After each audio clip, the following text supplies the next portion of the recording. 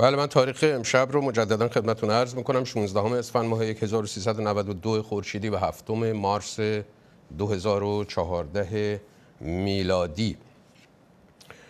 جنبش اعتراضی سال 88 که معروف شد به جنبش سبز باعث شد که میدانید که ریزش از درون نظام از بالا تا پایین اونقدر گسترده بشه که هنوز از مسئولان حکومت از رهبر گرفته تا بقیه میگن فتنه 88 به قول خودشون بزرگترین ضربه رو به نظام زد در طول تمام سالهای عمر جمهوری اسلامی. یکی از کسایی که جنبش سبز باعث شد از بدنه نظام کنده بشه محمد نوریزاد بود، فیلمساز و روزنامه‌نگار 61 ساله‌ای که کارمند جهاد سازندگی بود و همزمان چند سالی برای روزنامه کیهان حسین شریعت مداری می‌نوشت و معروف بود به ضدیت با اصلاح طلبان و مدافع ولایت و خط مصباح یزدی. در واقع در برنامه بی پرده بی تعارفی که حدود 1 سال پیش با آقای نوریزاد داشتیم، نظر ایشون رو درباره اون نوشته ها پرسیدیم. خوبه یه بار تو این برنامه پاسخ نوریزاد رو بشنویم. اینا مال مقطعی است که من با سپرده جهل و ترس و طمع مواجه بودم. یعنی بر شاکله فکری من جهل و ترس و طمع حاکم بود. طمع که میگم یعنی یه زندگی مختصر، یه معیشت مختصری که زندگی منو تأمین بکنه، و ترس که میگم از آشوبی که دیده بودم در برخی از زندگی ها و شخصیت ها ایجاد میشه، و جهل چون نمیدونستم، نمیفهمیدم، ندیده بودم، اصلا در حاشیه بودم و خداوند کمک کرد این سپرده برکنار شد. گرچه من سالهای متمادی امید داشتم به اصلاح این نظام، اینکه اون آرمانها رو بر بیاوره و ما رو به افقهای روشن نوید بده. چی شد که محمد نوریزاد از قطاری که در طول تمام سالهای بعد از انقلاب سوار شده بود پیاده شد و در مقابل خودش در واقع ایستاد؟ واقعا نمیتونم حادثه های سال 88 رو انکار بکنم در نقشی که در دگرگونی بنده داشتن. من باورهای عجیبی داشتم، کما اینکه الان بسیاری چون من این باورها رو دارن که روحانی نمیتونه آدم بکشه، نمیتونه دروغ بگه، حاکمان ما نمیتونن فریب بدن، غارت کنن، بزنن مردم رو و دروغ بگن. من همه اینها رو یا بخش وسیعی از اینها رو توی اتفاقات سال 88 دیدم. اونجا بود که احساس کردم من سالها در غفلت بودم، در جهل به سر می بردم و باید تکلیف خودم رو روشن می کردم. من واقعا گریبان خودم رو گرفتم. الان شرمنده مردمی هستم که من سالها در کنار اونها زیستم و از درد و داغشون خبر نداشتم. من شرمنده مردمی هستم که با هر زنگ در ترسیدن از امثال من شرمنده مردمی هستم که اموالشون مصادره شده، خودشون آواره شدند. من شرمنده مردمی هستم که فرزندانشون بی دلیل و بدون دادگاه اعدام شدند. من شرمنده مردمی هستم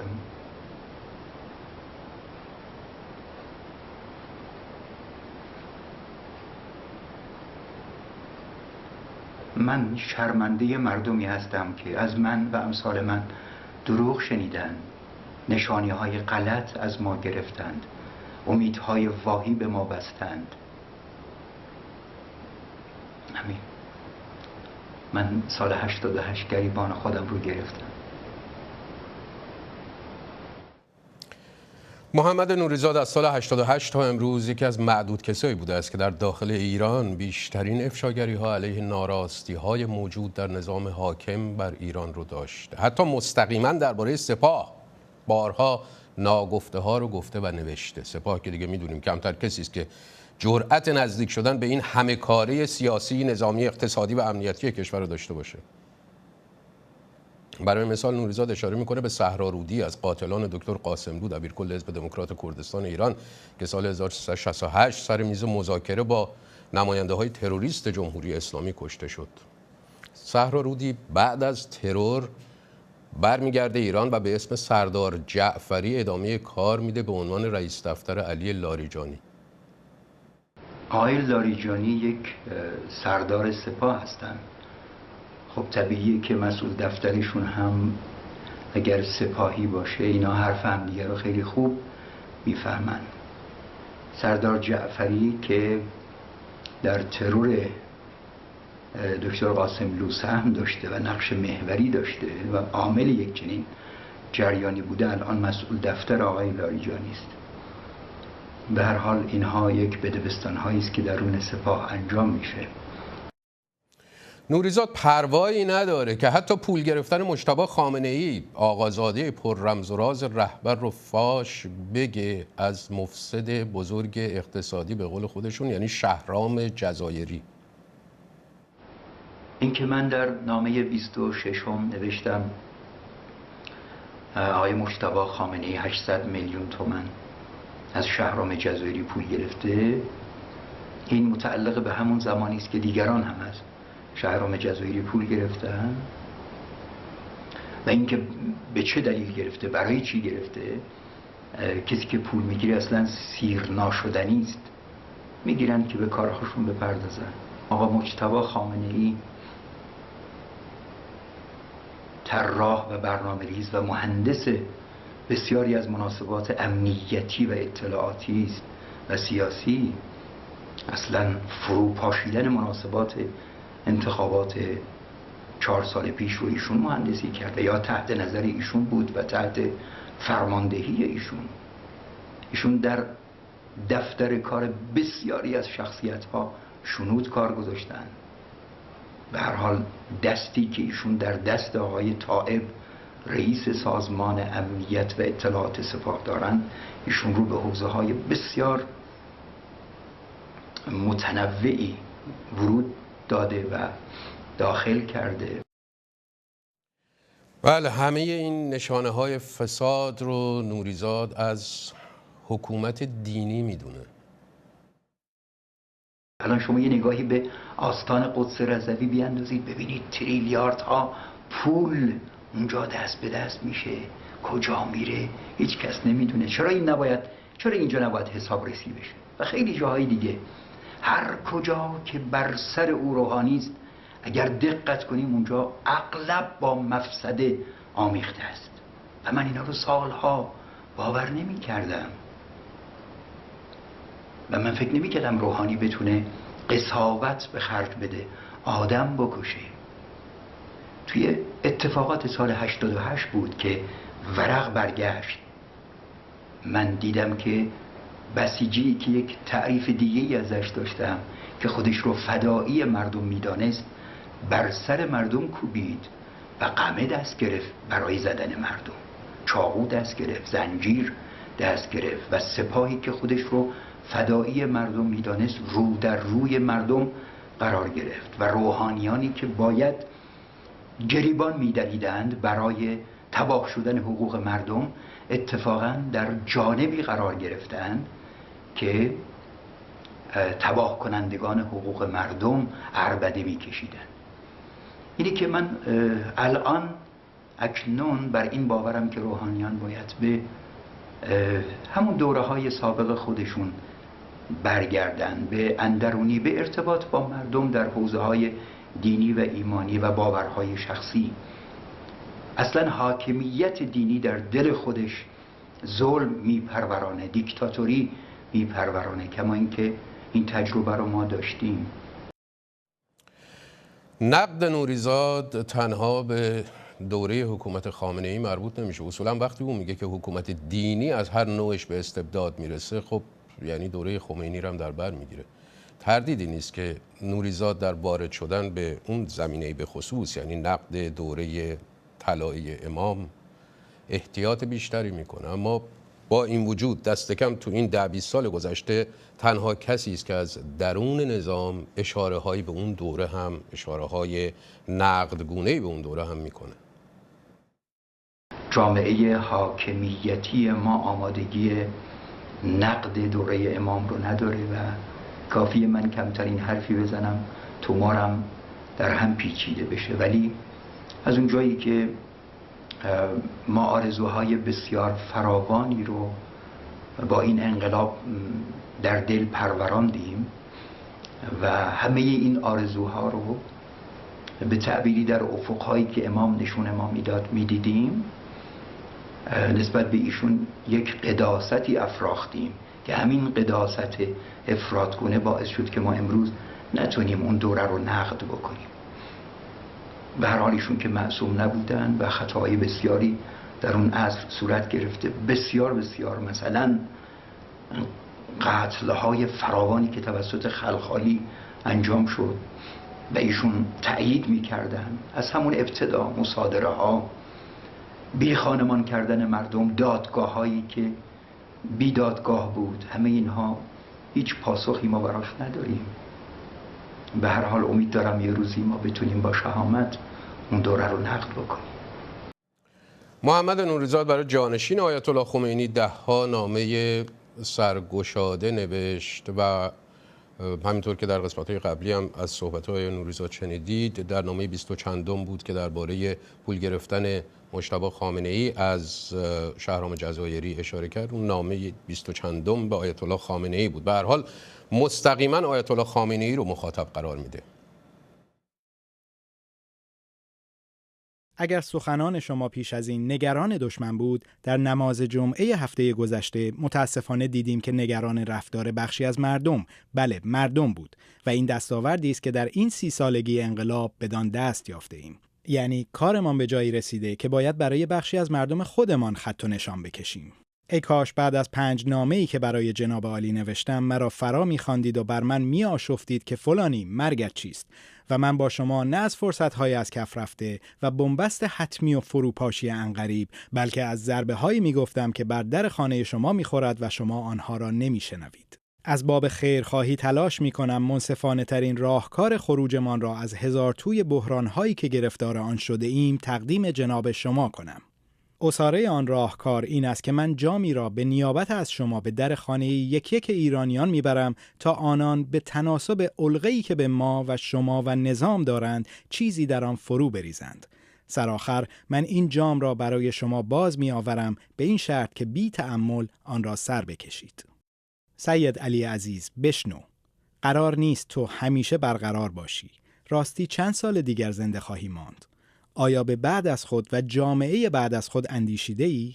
مباد قوقای اطرافیانت تو را از حق و حقیقت باز بدارد. مباد چاپلوسی اطرافیانت تو را از زمینی که برانی تا آسمانی از تملق بالا برد. به خداوندی خدا اگر من این شکایت را به پیشگاه یک حاکم نسل اندر نسل کافر می بردم، نهایتاً یک پاسخکی به سمت من پرتاب می نمود. من اما به نوشتنهای خود ادامه می دهم. رو به مردم، رو به نمایندگان نمایشی مجلس، رو به سپاهیان و بسیجیان، رو به فردا، رو به بشار اسدی که رفتنی است، رو به خیزشی که به سمت ما خیز برداشته است.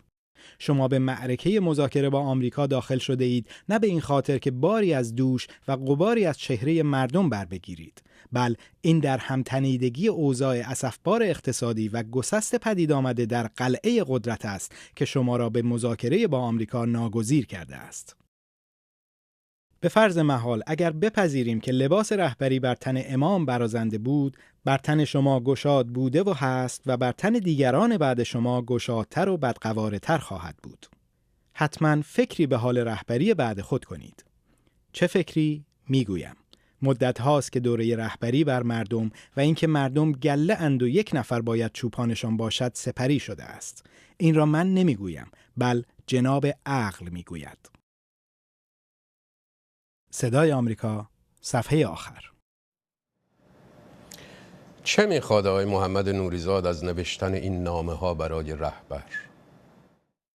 سخته که آقای خامنه‌ای تغییر بکنن، ولی من این امید رو دارم، به خاطر اینکه احتیاج دارم به این امید. من نمیخوام جامعه‌ام، سرزمینم مثل سوریه شخم خورده بشه. من دوست دارم ایشون تغییر بکنن. ایشون مثلا ببینن که صدام به چه صورت درآمد عاقبتش، ببینن که قذافی به چه سرانجامی دچار شد. مثلا من خودم به شخص به مبارک آفرین میگم، مبارک کار خوبی کرد، کمترین تنش و تندی رو در جامعه خودش آراست و کنار رفت. و من آرزو دارم برای تغییرهای خامنه‌ای که ما رو به سمت سوریه فعلی نبرند و این جامعه رو با آرامش به آغوش تغییرها و دگرگونی‌های مبارک در بیاندازند. محمد نوریزاد 50 روزه که از صبح تا شب میره جلو وزارت اطلاعات قدم میزنه. یک حضور اعتراضی تک نفره با درخواست مشخص که روی پارچه سفیدی که تنش میکنه نوشته: اینجا وزارت اطلاعات است. اموال مرا برده اند، نمیدهند. خانواده ام را ممنوع الخروج کردند. وقت ملاقات یعنی با وزیر نمیدهند. اینجا وزارت اطلاعات است. این پارچه نوشته است که تنشه. چرا نوریزاد جلو وزارت اطلاعات با نمایی چنین هر روز قدم میزنه؟ هم وزارت اطلاعات هم سپاه بخشی از اموال من رو بردن و پیگیری های من برای باز پسگیری اون اموال به جایی نرسیده. یعنی من به سیستم قضایی مراجعه کردم، درخواست نوشتم، تقاضا نوشتم که آقا شما این اموال ما رو برداشتید بردید، مثلا 4-5 دستگاه کامپیوتر و انواع دوربین و فیلم و آلبوم های خانوادگی و هر چی که بوده، این قاعدتا ظرف 20 روز، 1 ماه، 2 ماه، 3 ماه باید واکاوی بشه و بعد اینها به خانواده داده بشه. من 1.5 سال خب زندان بودم، اینها همچنان بوده و کسی نبوده پیگیری بکنه. بعدش که خودم از زندان آمدم بیرون، هفته 1 بار رفتم مراجعه کردم به دادسرای مستقل در اوین که به اونجا مربوط میشه و نتیجه ای نگرفتم. خب از این ماجرا 4 سال، بیش از 4 سال، یعنی 4 سال و 3 ماه گذشت. من دیدم که خب اینجوری که نمیشه، که تمام مکاتبات من بی نتیجه مانده. بعد دانستم که این رویه است که اینها انتخاب کردن، یعنی دقیقاً همین شیوه رو با دیگران هم اعمال کردن. ولی چون طرف وزارت اطلاعات، طرف سپاهه، خب یک متهم توان رویارویی با او رو نداره. به محض اینکه با یک نه مواجه میشه میره 6 ماه دیگه میاد، بعد 6 ماه بعد میاد با یه نه اینها روبرو میشه، میره 1 سال دیگه اصلا منصرف میشه. من دیدم که چرا باید منصرف بشم؟ اصلا بگید آقا یک چوب کبریت، شما مجاز نیستید اموال مردم رو نگهداری بکنید، مجاز نیستید رفتار غیر قانونی ازتون سر بزنه. حالا یه موقع هست مثلا فرض کنیم کودتایی مثل ماجرای سال 88، شما میزنید، میکشید، غارت میکنید، آتش میزنید، به کسی هم پاسخگو نیستید و دادگاه‌های خودتون رو هم آنچنان میآرایید که بدون هیچ گونه ادله قانونی متهم رو برمی‌دارید میبرید سلول‌های انفرادی 1 سال 2 سال بی خبر. بله این شکل کودتا همینه دیگه. الان چی؟ الان که حالا مدعی قانون و قانونمندی و از این ادا اطفارایی که هست، من به گمان خودم که آقا باید این اموال من برگردانده بشه، این شیوه رو ابداع کردم. بله، و روز 42 اعتراضش از داخل، یعنی قدم زدن انشاء وزارت اطلاعات، از داخل وزارت اطلاعات میان که بازداشتش کنن. برای چندمین بار تو این چه روز قبلش؟ من متوجه شدم که اینا حکم جلبشون تقلبی است، یعنی تاریخش گذشته.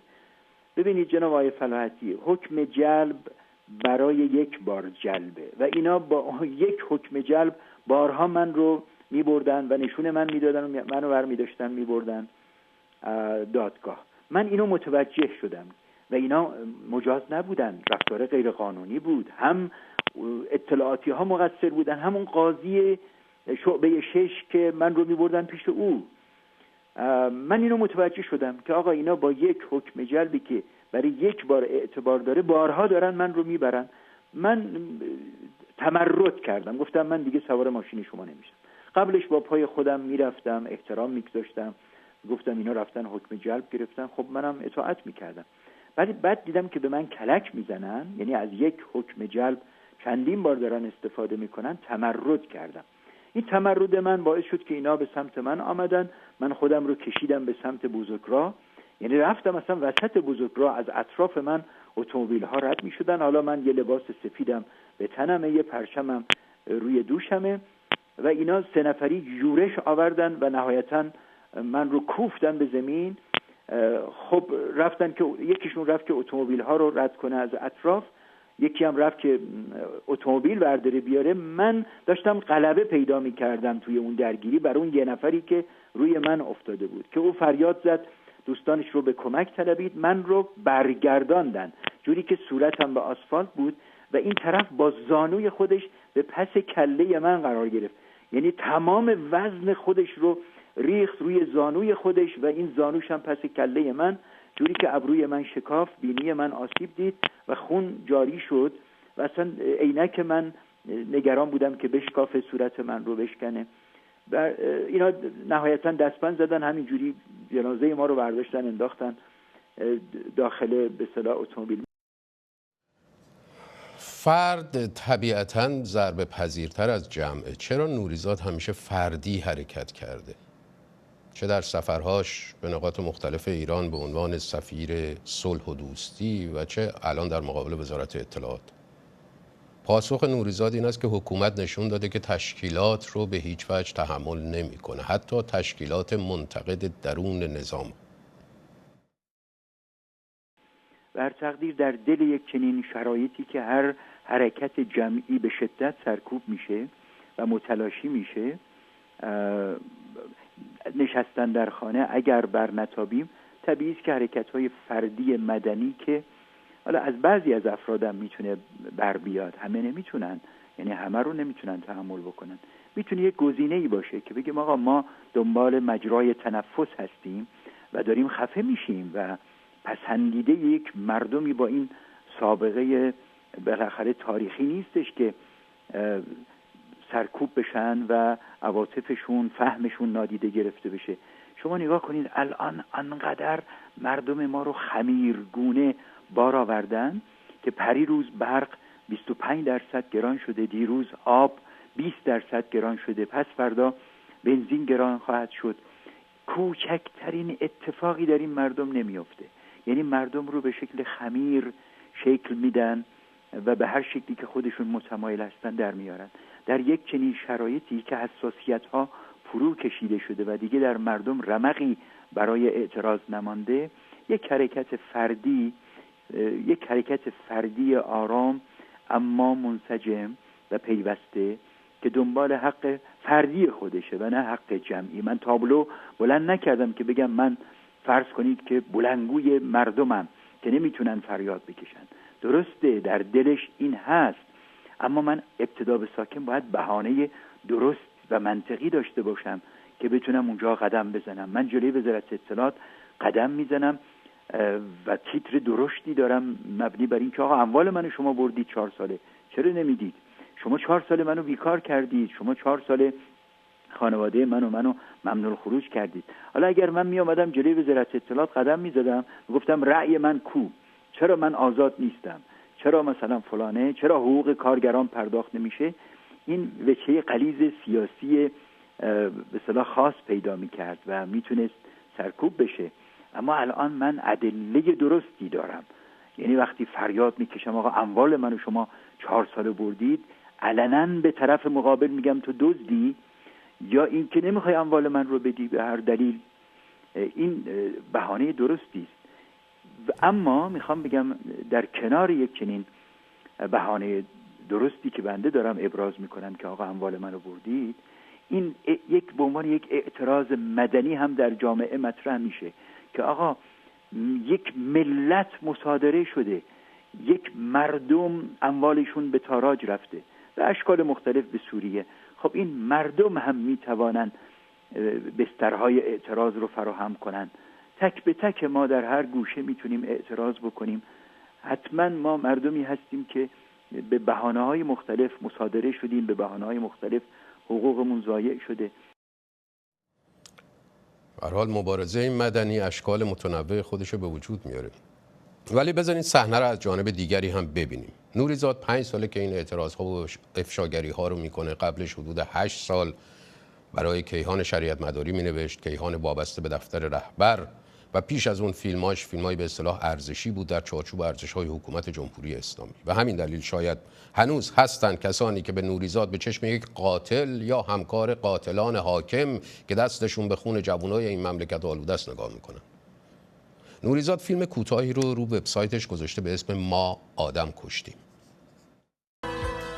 ما نشون دادیم که دینداران و روحانیان اگر بر مسند قدرت بنشینن میتونن دروغ بگن، میتونن به همه وعده هایی که دادن پشت کنن، میتونن برخلاف همه صحبت هایی که در دوری از دنیا داشتن و از دنیا گریزی، دنیا رو با همه استعدادش در آغوش بگیرن، میتونن ظلم کنن، میتونن غارت کنن، میتونن آدم بکشند.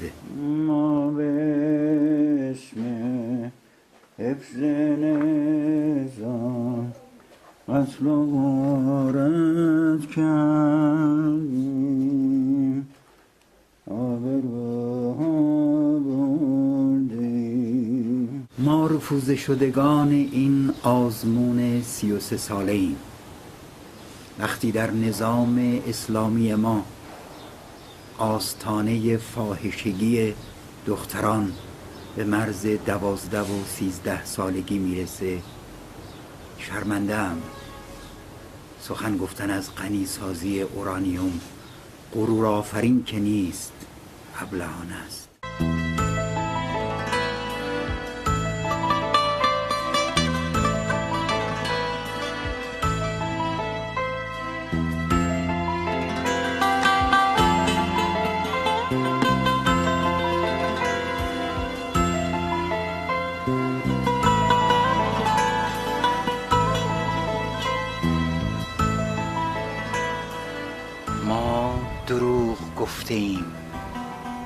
ما دروغ گفتیم، ما فریب دادیم، ما غارت کردیم، ما آدم کشتیم، ما آدم کشتیم، آدم کشتیم، آدم کشتیم.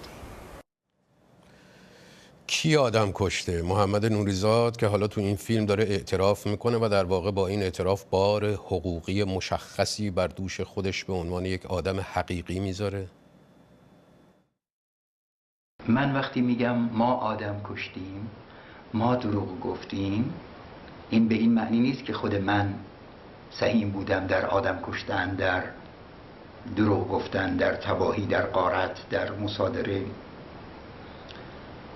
بلکه این یک ظرافت ادبی است. من به جای اینکه خیلی صریح بگم شما آدم کشتی، تو دروغ گفتی، میام اون رو تلطیف میکنم با ضمیر ما. وقتی ما میگیم تو دروغ گفتی، بسیار بسیار بار عاطفی سنگینی با اوست تا اینکه بگیم ما آدم کشتیم، یعنی خودمون رو هم دخالت میدیم. نه، من کجا آدم کشتم؟ من کجا جزو فریبکاران و دروغگویان و مصادره کنندگان و مال مردم خورها بودم؟ من یک کارمندی بودم در جهاد سازندگی. همین. خب چه باید کرد که بعضیا با این پاسخ هم قانع نمیشن و نوریزاد و همچنان سوپاپ اطمینان رژیم میدونن، مثل این نمونه دوست فیسبوک صفحه آخر. لطفاً بفرمایید تو مملکتی که دهانت را میبویند مبادا که گفته باشی دوستت دارم، چطور این آقا روی اینترنت فیلم میذاره، مصاحبه میکنه، حالا هم جلوی اون وزارت اطلاعات راه میره و هنوز هم دستگیر نشده یا اصلاً زنده است؟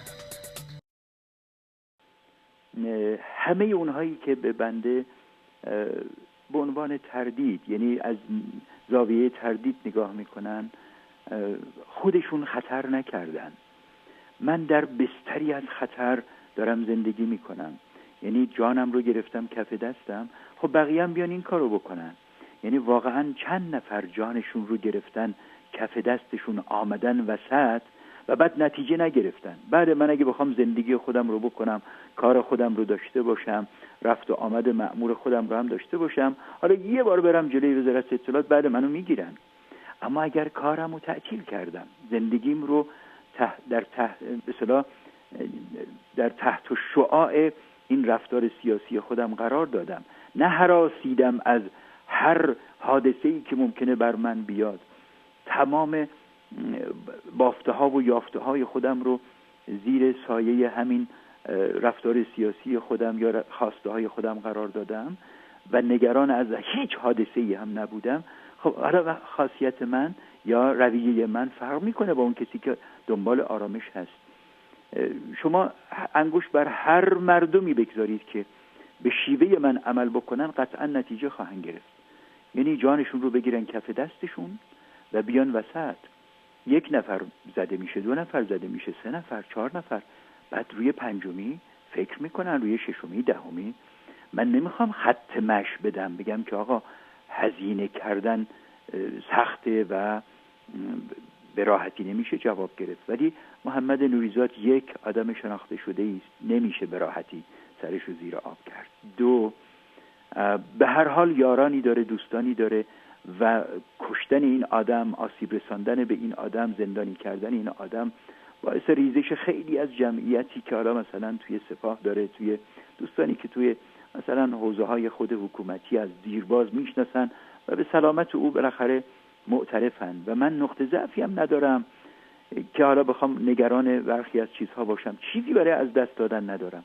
خب یک چنین آدمی که آمده فقط آقای خامنه ای رو داره نقد میکنه، اگر کشته بشه، اگر اتفاقی براش بیفته، مستقیما شخص آقای خامنه ای در مزان اتهام قرار میگیره که آقای خامنه ای دست برد و منتقد صریح خودش رو نابود کرد و کشت و به زندان انداخت. محمد نوریزاد در وبسایتش نوشته است روز 44م قدم زدن در مقابل وزارت اطلاعات، 10 اسفند، دیروز 2 اطلاعاتی از کنار من رد شدند. اولی کمی پا به پا شد و 2 جمله کوتاه گفت و رفت. اینکه ما آنقدر درباره تو تعلل کرده ایم که همه باورشان شده تو از خود مایی. گفتم خب چرا تکذیب نمی کنید؟ گفت مگر بیماریم؟